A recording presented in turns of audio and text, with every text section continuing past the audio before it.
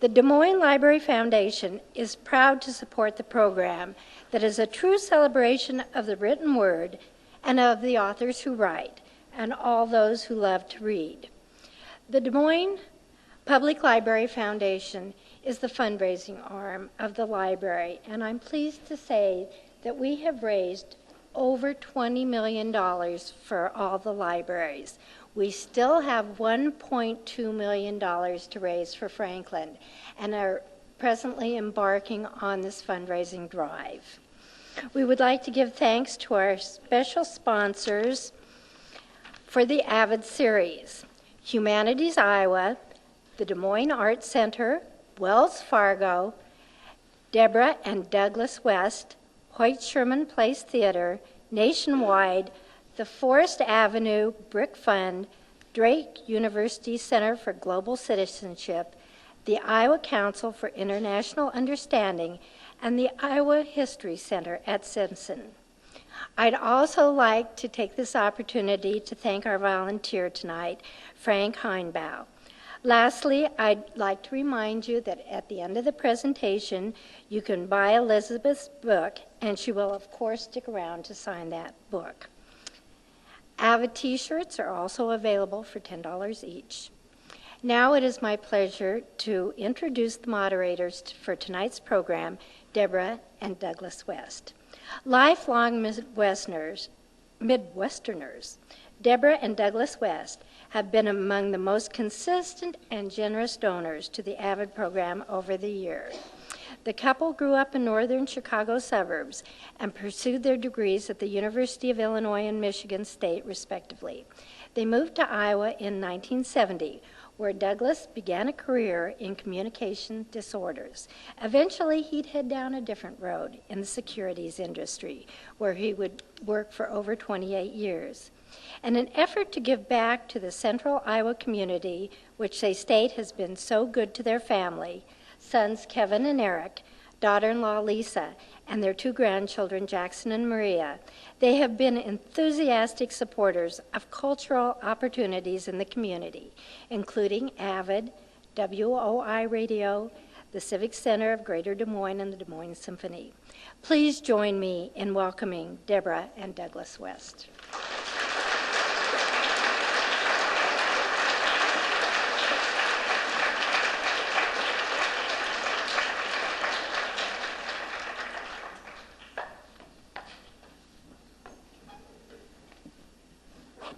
Thank you, Cyril, very much. Appreciate it.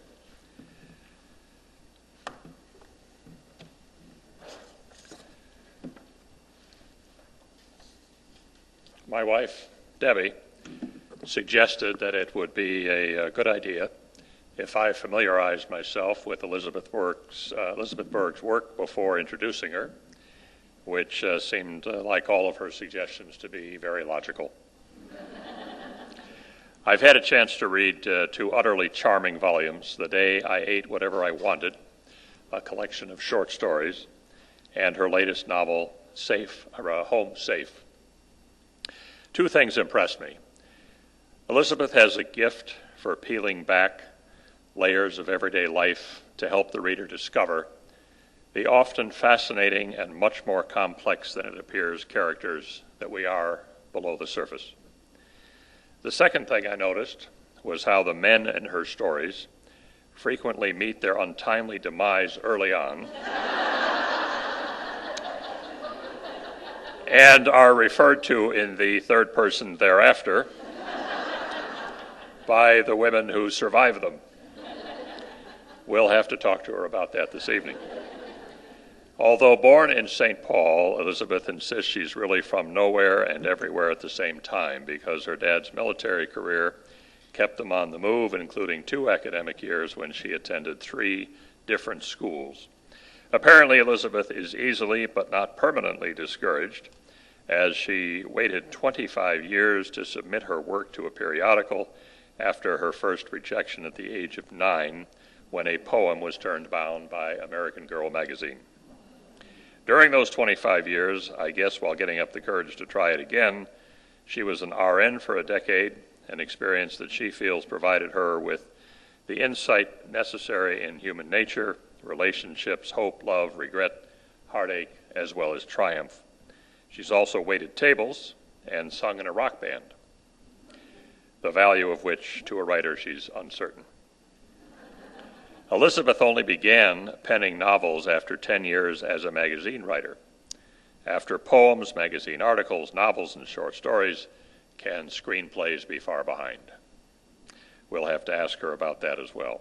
She has 2 daughters, 2 grandkids, a 3rd one on the way, and she lives with her partner, Bill Young, and their dog Homer, dividing time between Chicago area and Wisconsin. Major recognition includes the American Library Association Best Book of the Year, the New England Booksellers Award, and the AMC Cancer Research Center Illuminator Award for shedding light on breast cancer. She appears on the New York Times bestseller list routinely, and we hear Oprah likes her stuff. Please welcome to the Des Moines Public Library Foundation's AViD series, tonight's special guest, Elizabeth Berg.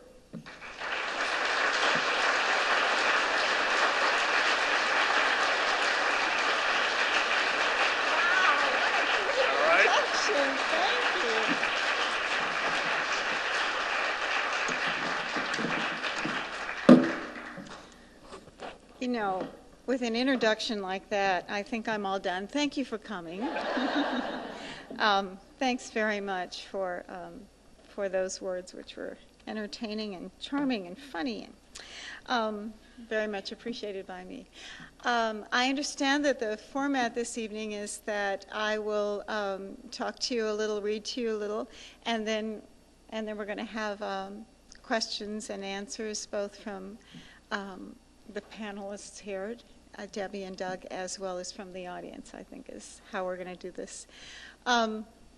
Some of you may be familiar with the blog that I can't believe I write, but yes, I do. I finally have a website and write in it. So some of this material may be familiar to you, but uh-oh. I get an F in microphones. Okay. Volume up. How's that? Is that better? Is that good? Okay. A little more. No?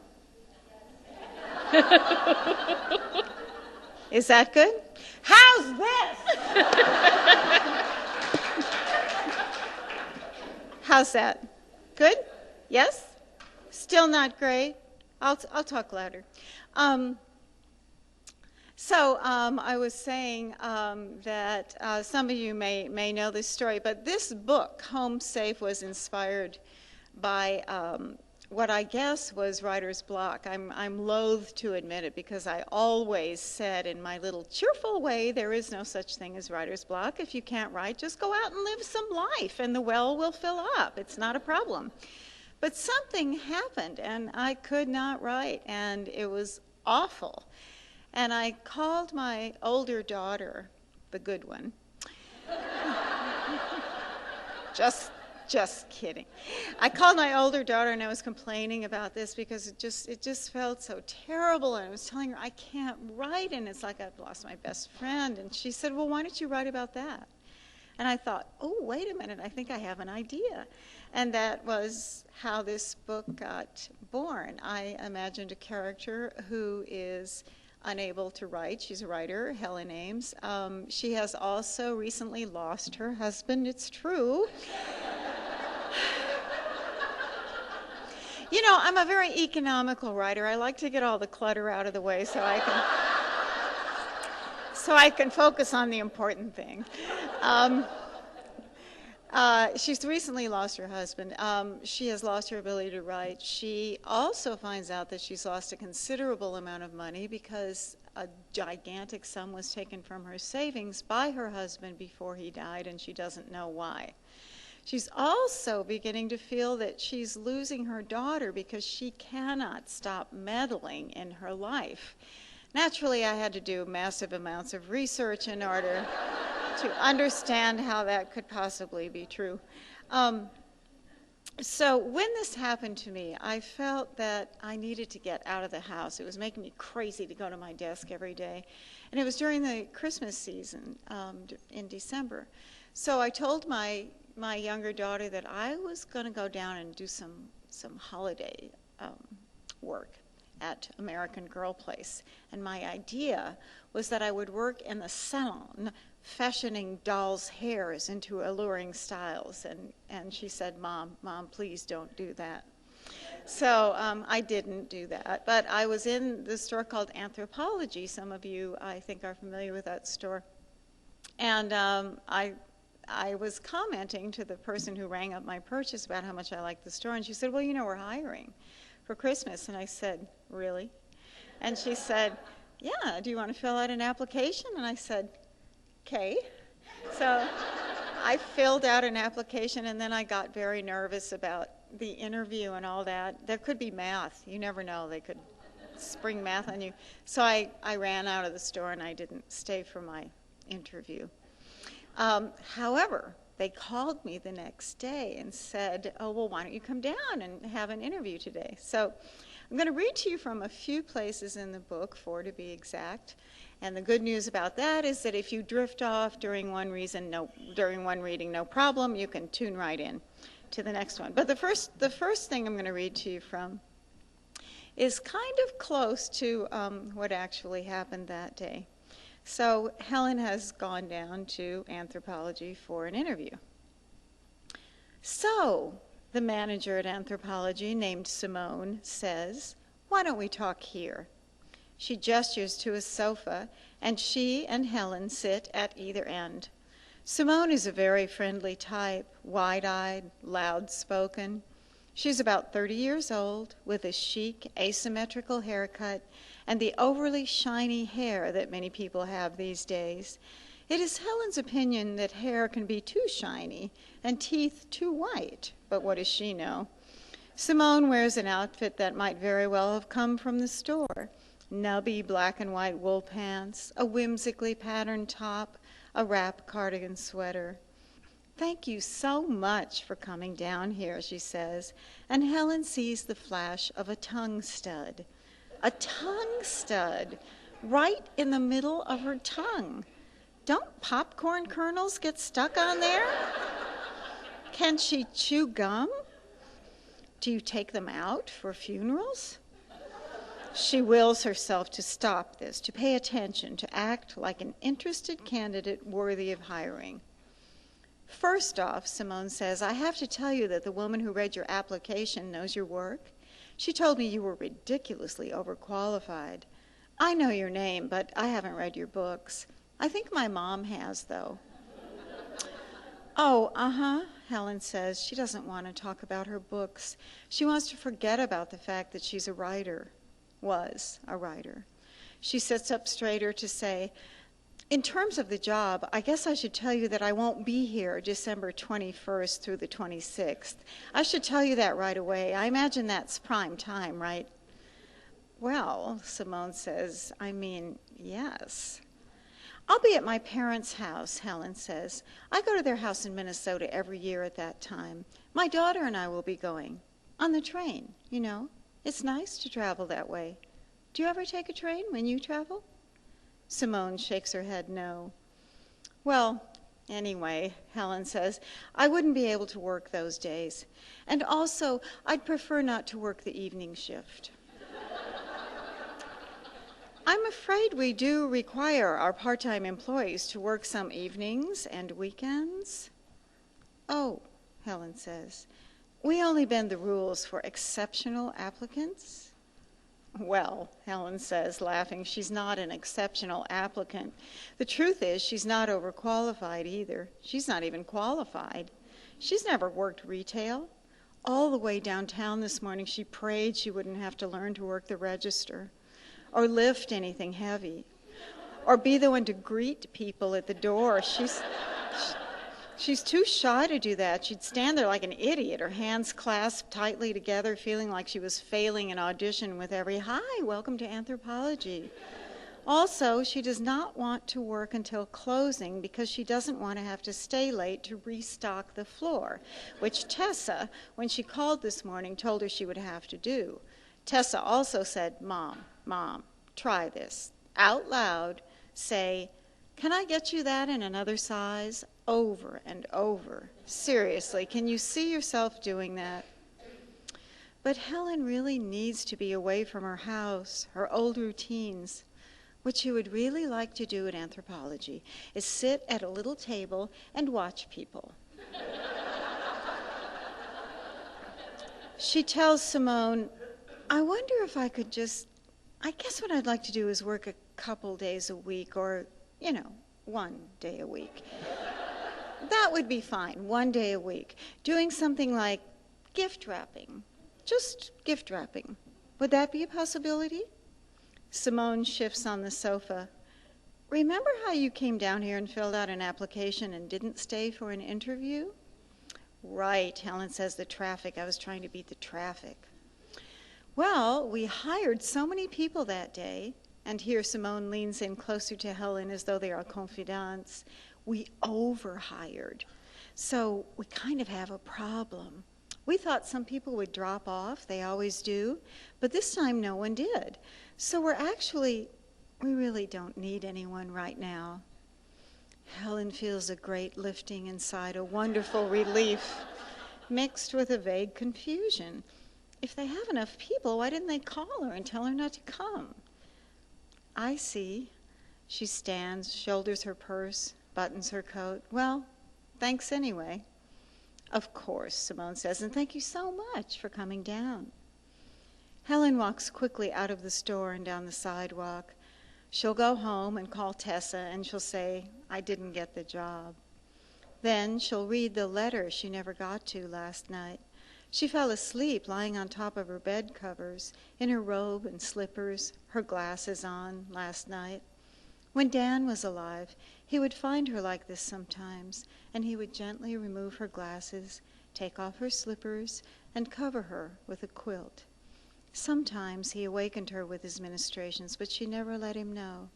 She kept her eyes closed and waited for the little puff of air just before the quilt settled on her, waited for Dan's lips to press lightly against her forehead. Sometimes after he did that, he would stand watching her sleep. She could feel it. The next time Tessa asks her mother why in the world she would ever want to get married, Helen will answer by telling her that. The next scene is between Tessa and her mother, and I've already told you that Helen is interfering far too often in her daughter's life. They've just finished eating a takeout dinner from the cartons. When they finish dinner, Tessa says she has to go. She's meeting a friend. Who? Helen asks. A friend. A date? No, Tessa says, not a date. You know, Helen says, I wish you'd just consider internet dating. People are too busy to meet any other way. I read this article about a couple who just got married, and neither of them ever thought they'd use internet dating services, but Mom, I said I'm not doing it. What I meant when I said I'm not doing it is that I'm not doing it. Helen bizarrely interprets her daughter's strong refusal as possible interest. She was just scared. And why not? It was scary. And blithely continues, oh, try it just once. What could happen? What could happen, Tessa says? Well, let's see.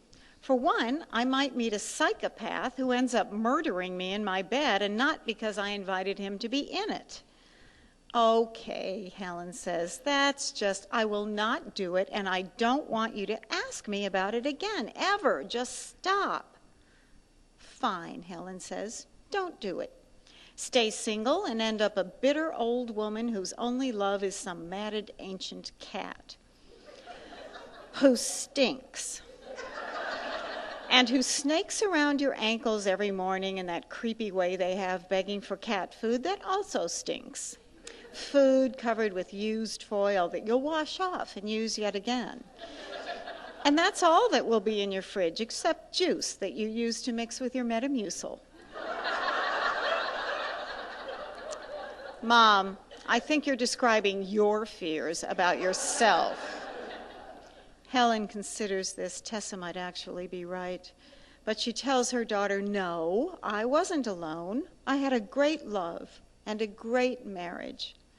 Tessa puts her carton down on the coffee table. How did you and Dad meet anyway? Helen smiles, remembering. Didn't we ever tell you? It was at a party. I hadn't wanted to go. I had a big pimple on my chin, but my roommate talked me into it.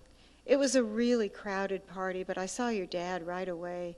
He was leaning against the refrigerator talking to someone. He was wearing one of those fisherman knit sweaters, and he looked so handsome. I didn't talk to him until I'd been there for almost an hour and went to the refrigerator for a beer. He was still standing there, and I remember thinking it was so odd that he hadn't moved. But anyway, I'd been having a discussion in the living room with a bunch of people who thought the idea of life on other planets was ridiculous. And I thought it was ridiculous to think we were alone in the universe. I asked your dad if he believed there was life on other planets, and he said, of course.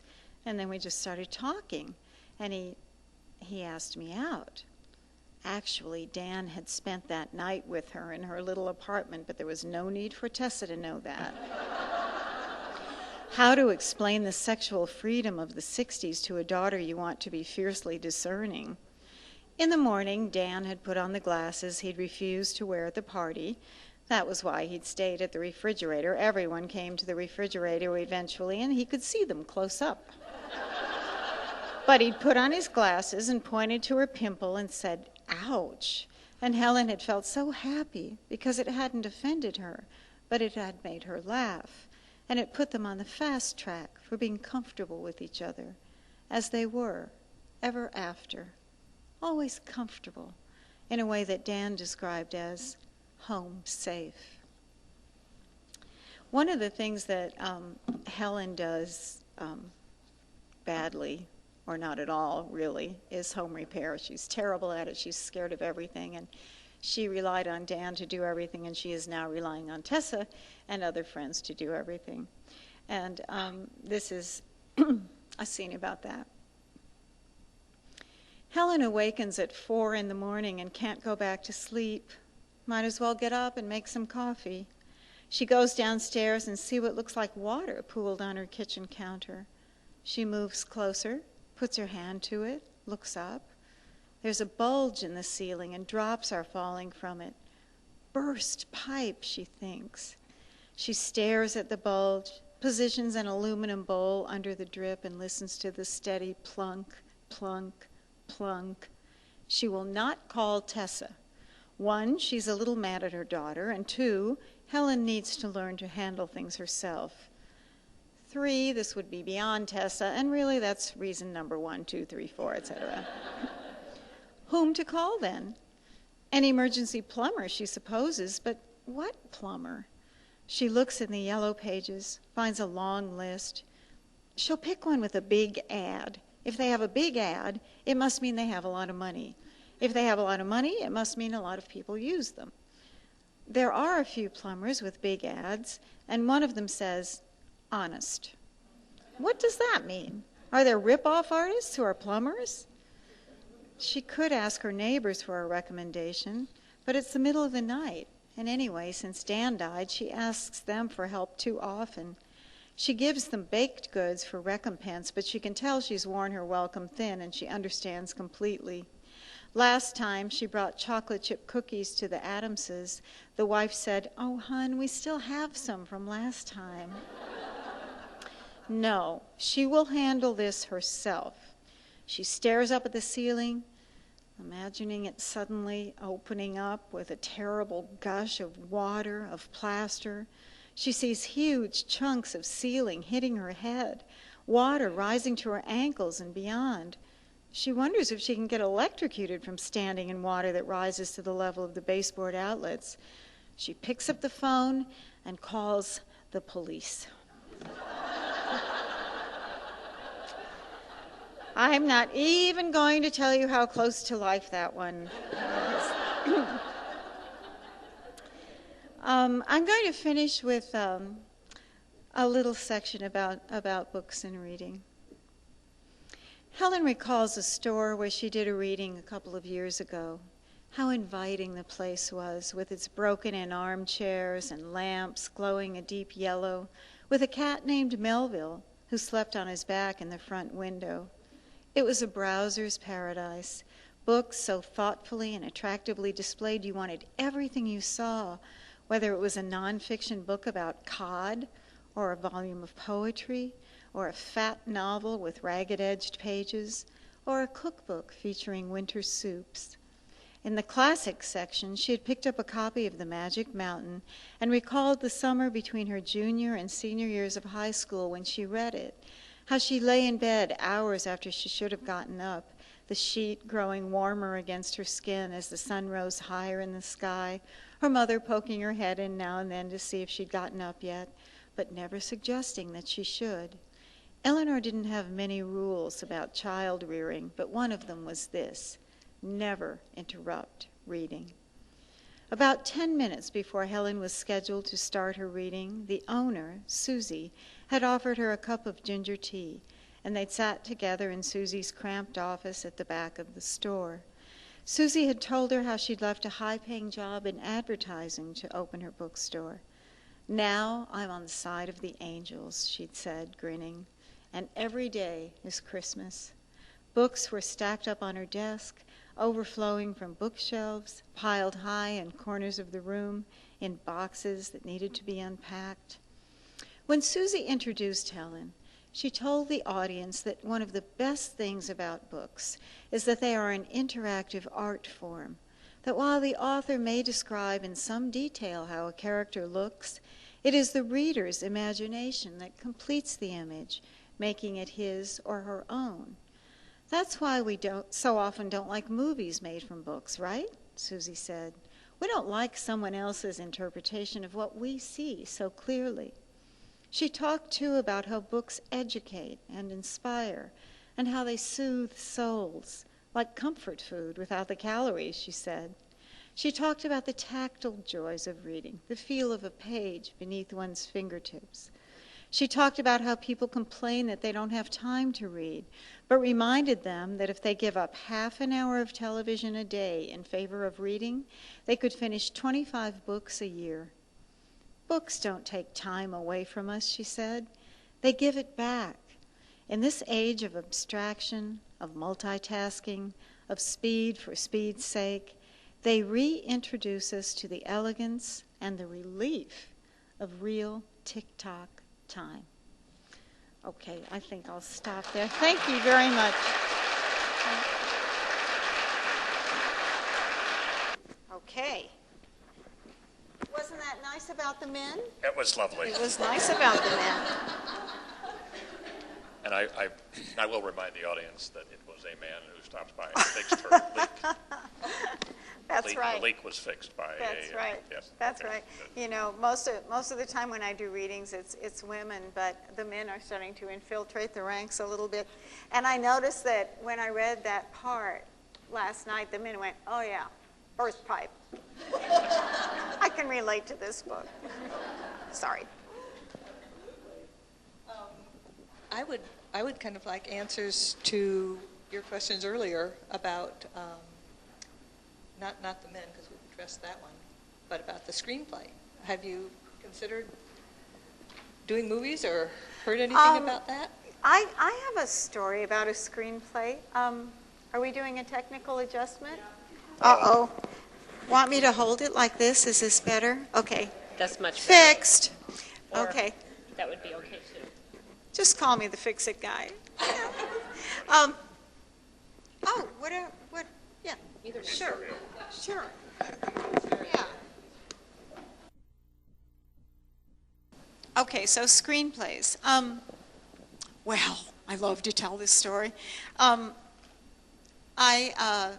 was approached by Sharon Stone, who wanted to make a movie out of a book called Never Change, and thought that we should write the screenplay.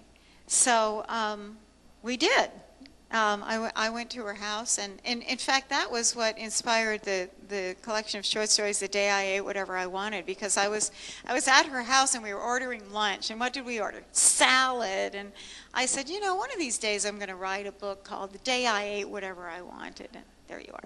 But anyway, we did conceive of the idea. We worked several days with picking sections out of the book that we thought were important and how the thing might flow and so on. but it's not a movie.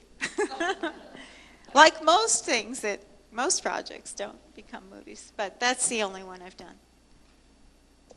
I thought Doug was doing that. We have questions that folks are writing down on cards and can hand to the either aisle and will be picked up and brought up here. In the meantime, Helen Ames, the central character in Home Safe, is an author as well. And the question is there a little Elizabeth Berg in her character, which I think you've pretty well addressed. Oops. Okay. To do it like this, can you hear me now? Okay. I was asking if in Home Safe, Helen Ames has a little bit of Elizabeth Berg in her, and I would... Helen Ames has a lot of Elizabeth Berg in her, and Tessa has a lot of Jennifer Berg in her. And when my older daughter was reading this book, she called her sister and said, "I'm reading about you." But they are both still speaking to me. Everything's fine, so it worked out all right. She really does say, "Mom, Mom, Mom." Although I noticed since the book, she doesn't say it so much anymore. So now I have a plan for any future problems. All right. One of our audience members asks, what's in your cute little purse? Oh, thank you for asking that question. Really boring stuff is in the purse, like pens and, Advil. But I carry this purse around because I adore this woman's shop. It's called The Careful Peach. And that's where I got this purse, and I drag it up when I do readings because invariably people say, "Where'd you get that purse?" So then I get to put a plug in it. If you go to, it's a funny name. It doesn't make any sense, The Careful Peach, but that is the name. And if you go online and put in thecarefulpeach.com, you can see this purse and other cool things. I want to live in that store. You can read them too. When will your next book be published? I'm eager. Oh, thank you for being eager. I am too. The plan now is for it to come out around the same time it always does, which is around springtime. But I've not yet finished it, so I don't know for sure. But I'm working quite happily on that one as opposed to this one, which was murder, because I had that thing, that I told you about. But it's gone, or seems to be, so that's what we're anticipating is next spring. Do you have a publishing story about magazine articles or books? An interesting anecdote, I assume they mean. Well, it's really true that I didn't submit for 25 years after I was rejected. I sent a poem to American Girl magazine. Anyone here from American Girl magazine tonight? No one who's willing to raise his or her hand anyway. And it was a terrible poem. It was a terrible poem even for a 9-year-old girl. And some of you may have seen a book on writing I did called Escaping into the Open, in which I put that poem, again, for your reading pleasure. But I will happily, for you, abbreviate it tonight and let you know that the last line was, "The beauty enchantment now was broke." Why they rejected the poem, I have no idea. No idea. But I didn't submit for a long time thereafter. My publishing history has been one of such great luck because of timing, for one thing, and because of the people with whom I worked, for another, who were people who really related to what I said. And when you have that happy coincidence, everything's great. I also started writing at a time when, I started writing for magazines at a time when a lot of personal essays were being run. There were a lot of advertisers, there was a lot of space in magazines, and they took personal essays. They don't do that so often anymore. And there were a lot of boutique publishers, meaning small publishers, who were willing to take a chance on a new writer and nourish a literary writer, send people out on tour that no one had ever heard of, and help you grow your audience. It's a lot harder to do that now. That said, we really need new, good writers. You know, as readers, how thrilling it is to come upon someone who's new to you, whose writing you really admire or adore. So publishers always need good writers. Readers always need to read good writing. So if it's in your heart to be a writer, I don't mean in any way to discourage you by telling you, it's so hard. Oh, let's see. I get busy listening to you, and then I'm not reading my questions. How did you get from working to writing? How did you focus your thoughts? How did I get from working in another job to writing? At the time I was working as a registered nurse. I was working part-time, but I didn't like leaving my daughters with babysitters. I wanted to be home with them, and I was trying to think of something I could do that would let me be home with them. And so I was thinking, you know, Tupperware or Avon, and I knew I'd be really terrible at selling anything. I would be just like that guy in the Bob Newhart show who would never knock at the door. He just stood at the door in case they came out. That's how I'd be. So I thought, well, maybe I'll be a writer. And it was that naive, and I'm glad I knew nothing about writing at the time I decided to be a writer. I would have been afraid to try. But teachers and friends had always said, you should be a writer. So I said, maybe I'll be a writer. So I went down and I bought a bunch of magazines I thought I might be able to write for, and one of them was having an essay contest, which I entered and won, and then it went on from there. And I think the second part was about focusing thoughts. When I write, it's like I'm dreaming when I'm awake. So I'm not really focused in the traditional sense of the word. It's more that I'm unleashed. It's more that I try to get lost in space. That's what works for me. I don't plot my books. I don't know what's going to happen. And other writers do. Other writers have very elaborate plots, and they know their whole book before they start. For me, that kills it. I have to not know before I start. So I write in a kind of unfocused way. This is a good follow-up question, I think, to that one. What are your couple of favorite authors, and would you mention one or two that are relatively unnoticed? Yes, I'd be thrilled to do that. My favorite writer of all time is E.B. White. I love his clarity, his sense of humor, his politics, his love of animals and nature, and his wife. I love Alice Munro, who's a Canadian writer with whom many of you are probably already familiar, and you cannot find a bad sentence. You could spend the rest of your life trying to find a bad Alice Munro sentence, and you would not. She's just a brilliant writer who really understands humanity and really focuses on that one detail about someone that makes you say, oh, I know exactly what you're talking about. As for writers with whom you may not be as familiar, there's a guy called Michael Byers, B-Y-E-R-S, short story writer who's a brilliant writer. Let's see, what is that guy's name? Is Bill here? Lost Lake. Mark Sluka is his name, S-L-O-U-K-A. Lost Lake. It's a little book. Take a chance on it if you like literary fiction, because it is as though he holds life up and looks at it with a jeweler's eyepiece. He notices, like Alice Munro, every detail, and he is a master craftsman and a very, very affecting storyteller. And one more book that I really loved recently was Crow Lake, Mary Lawson. Do you know Crow Lake? Isn't it good? See? She's a Canadian too. Those Canadians, something's in the water up there, I'm telling you. You seem so knowledgeable about the subjects you write about. Do you have someone who assists you with your research? P.S. You're wonderfully funny and so personable. We're so glad you're here. Oh, thank you. Do I have someone assist me? No. I wrote a book called The Handmaid and the Carpenter, which I describe as when Harry met Sally, but it's when Mary met Jesus. And I didn't know anything about biblical times, so I hired the now infamous Jennifer to be my research assistant, and that lasted about a day, and then And then I did my own.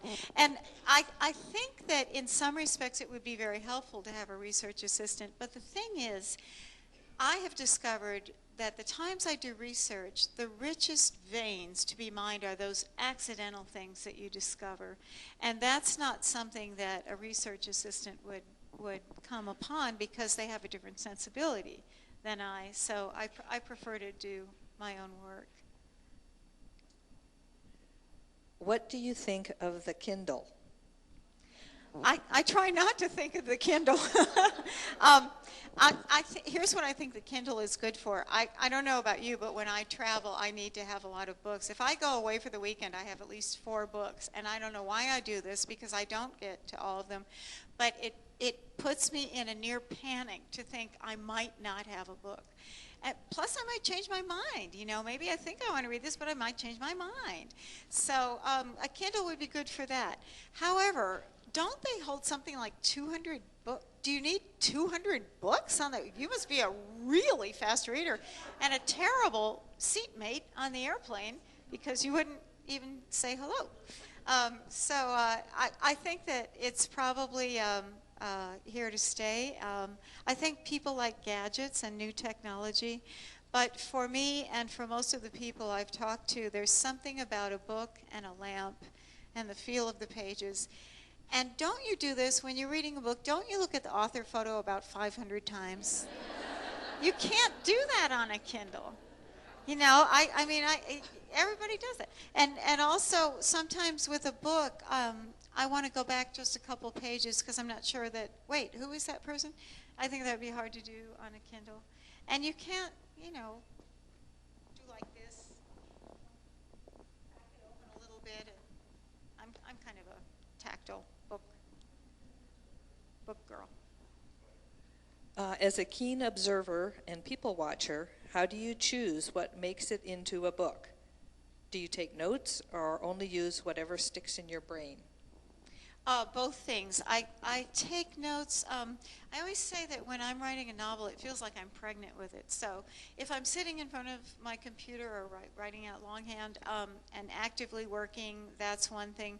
But I'm still working when I'm not doing that, when I'm just walking around. And if I hear a funny comment or I see something, even in nature, that seems to serve as a metaphor for what I'm doing in the book, these things are collected and brought back like magpies bring shiny things back to the nest. I bring all these things back and weave them into a book. So I'm kind of always working on a book, even when I'm not sitting in front of the computer. Is that rain? Oh, it might be the air conditioning. I was going to give a speech about a rainy night and reading books, but never mind. Oh, go ahead. Tell us. Well, that's kind of it, you know. It was a dark and stormy night. It's great. It's great to read on a rainy night. Yeah. What is the favorite of your books? What is your favorite of my your book? own? Durable Goods, which is my first novel. And I'm so, you know, one of the most gratifying things that's happened to me as a writer is that for every novel I've written, literally every novel I've written, someone has said, this is my favorite. And I love that it's not all, that everybody doesn't say, oh, well, you know, that one was the best one, but for me, whenever you write a novel, you get back what's called a galley before it gets published, and it sort of looks like a little paperback book, but it doesn't have the cover. And that's your last chance to correct errors that are the publisher's fault. So it's the last, no, I mean like typos, you know. So you can't be putting in big blocks of changed text. It's too late for that. But it's the last time you read it before it comes out. So every book I've written, when I've read The Galleys, I've thought, oh, I could have done this a little better. Oh, I should have added something here or something there. I've always felt like, oh, I could have done it better, but not Durable Goods.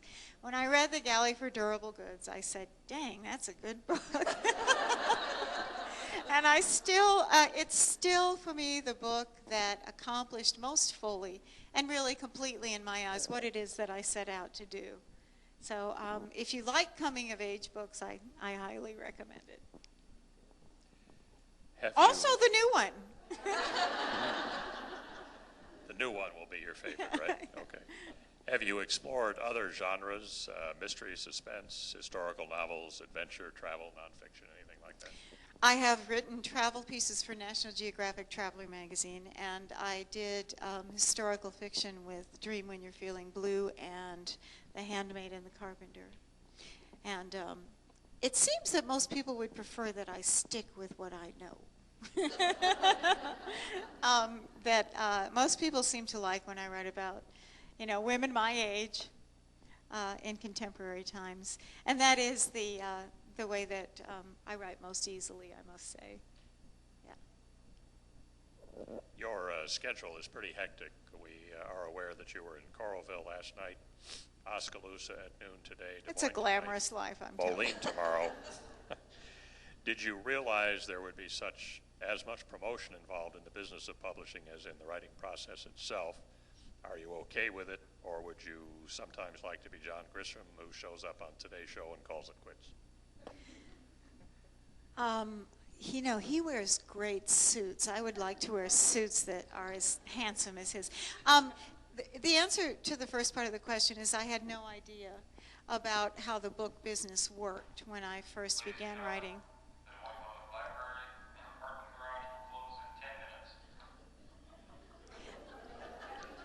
Not really. I think that means we have. It's kind of like that, I mean, you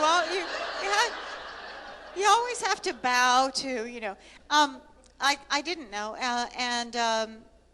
it's different now than it was. It used to be that authors went on tour far more often than they do now because of constraints with money.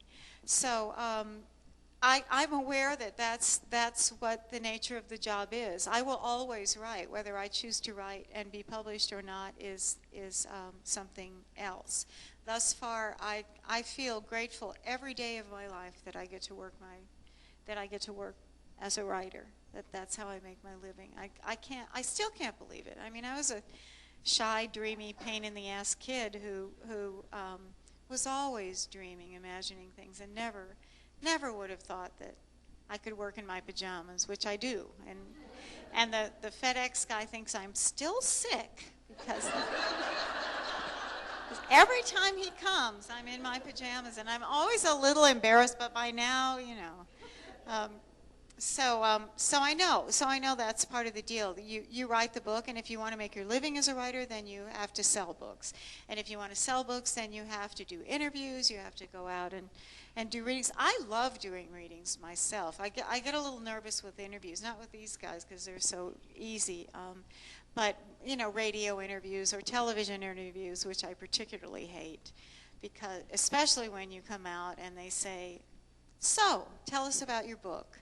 And you have, 30 seconds, and, you want to say, well, it's the agony and the ecstasy, it's living and dying, blah, blah, blah. But anyway, it's all part of it, and it's worth it. And for the most part, it's fun. It's not fun when you are living in Boston and you go to your first stop, which is San Francisco, and you go to the airport and they say, your flight's been delayed 5 hours, which happened to me. So that's not fun. However, you can go and eat donuts then, because anytime you're at the airport, this is my rule, you can eat whatever you want, because you never know. You know what I'm saying? You never know. It's true.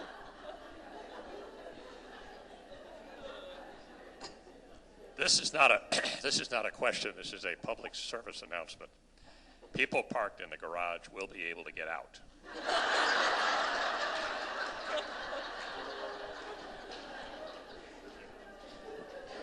Have you ever visited E.B. White's home?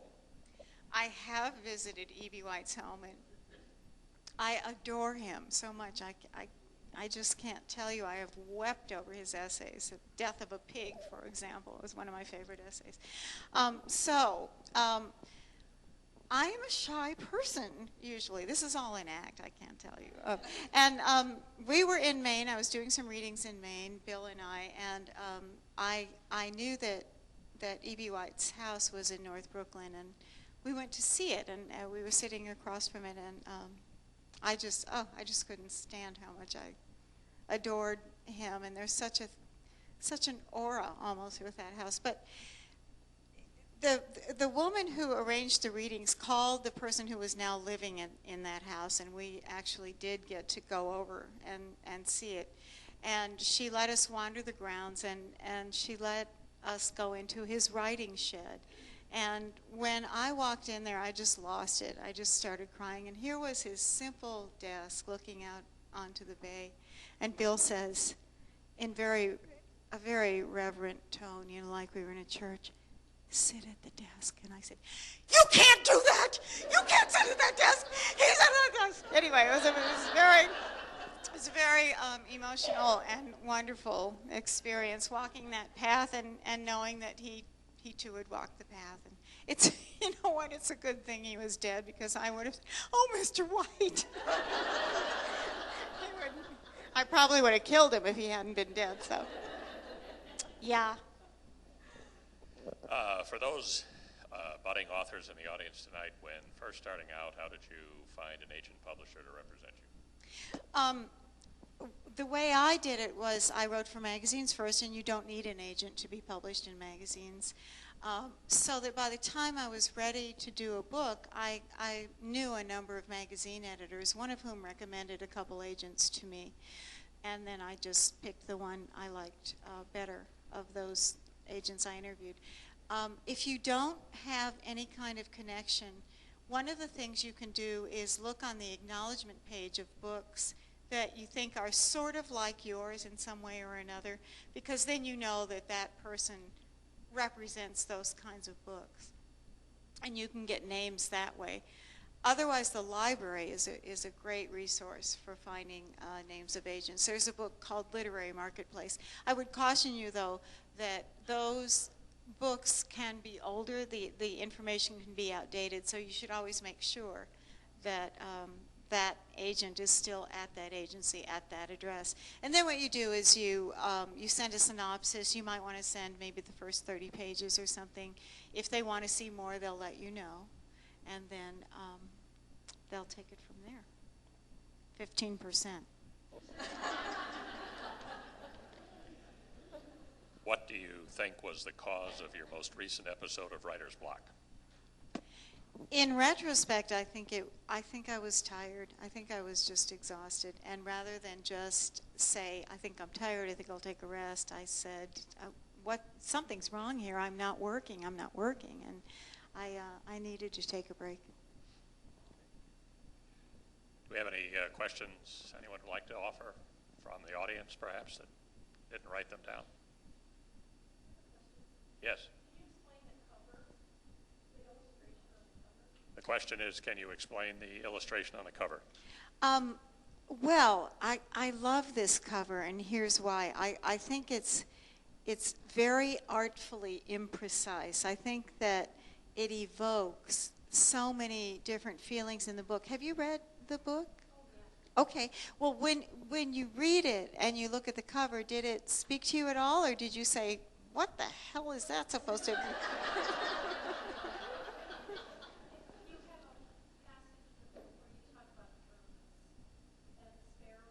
Yeah.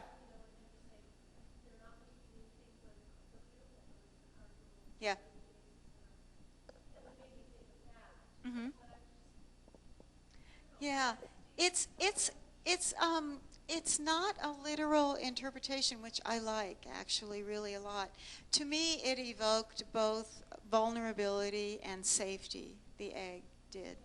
And I thought that there was a kind of wryness and absurdity about the bird on such a big egg, and I think that that's in here. The fact that a blue jay is perceived as both a beautiful bird and a real problem spoke to me. And then I just liked it, and the colors went with my house. So, you know, I oftentimes, the way covers work is that when I finish a book and they send me the ideas for what they would like to be the jacket art, I have jacket approval, which means that if I don't like it, I can say, "No, we're not going to do that one," until they find one that I like. This was the first one they sent me. And I called my editor and I said, "Don't change a thing. Nothing. Don't change anything. Don't make the brown browner. Don't make the red redder. Don't make it lighter. Don't make it darker. Just it's perfect. And she said, I agree. And she said she had it propped up in her office, and everyone who went past was saying, ooh, I really like that cover. And one of the things that they do with covers, of course, is try to make it so that you'll notice it when you walk in a bookstore. And I think you noticed this one. I wanted them to have lights on it, but they wouldn't do it. Any more questions? Yes.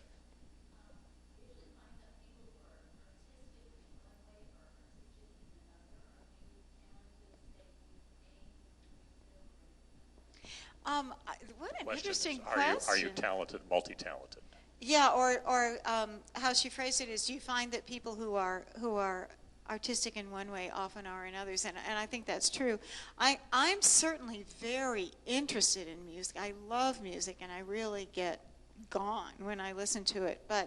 And I played guitar and sang in a band, as you know, in my youth. I wish I had those clothes that I used to wear. I really want them. And I like drawing, but I'm not particularly good at it, nor am I good at quilting, even though I like to do it. My poor mother and daughter, the quilts they've been given are, you wouldn't want them. You wouldn't. But yeah, I think that is true. And not only of a person who is an artist themselves, but people who are very passionate about one form of art are often passionate about other forms as well. It's me again. That's our cue, I think. Okay. Are there any other questions? Are there any other questions? Yes.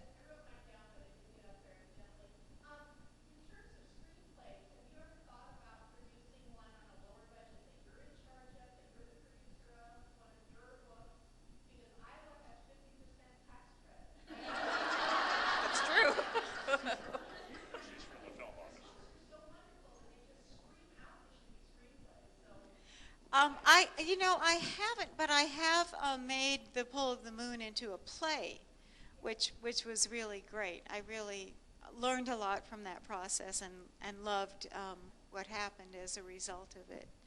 But the problem is that I'm always on to the next novel, and you can only do so much. So, but I really appreciate the question because it's dialogue, and I love doing dialogue. Yeah. Are we out of time? Okay. I just wanted to say something before we conclude, which is I do go all over the country, and I love being here because the people here are so genuine and so friendly, and you have a great city. You have a great walk-around city.